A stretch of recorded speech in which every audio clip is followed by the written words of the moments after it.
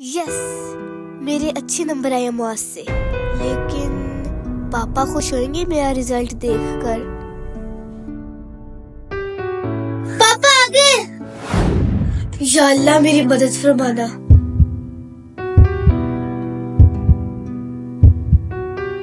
अस्सलाम वालेकुम। वालेकुम सलाम पापा।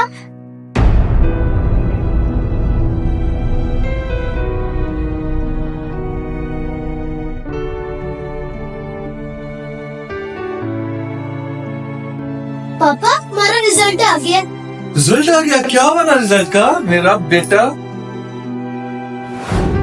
लगता है पापा ने सुना नहीं होगा। मैं दोबारा जाकर पापा को अपना रिजल्ट कार्ड दिखाती हूँ, वो जरूर खुश होंगे।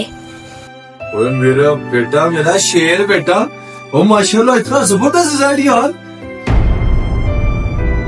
ओए जश्न मनाएंगे,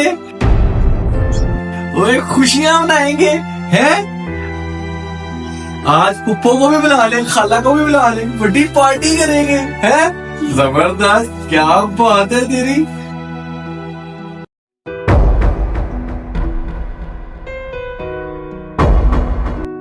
पापा मेरा रिजल्ट। बेटा मैं देखता हूँ ना, अभी तो थक के आया हूँ, अब सबके रिजल्ट पहले देखने लग जाऊं। अभी मुझे थोड़ा सा आराम तो कर लेने दिया करो।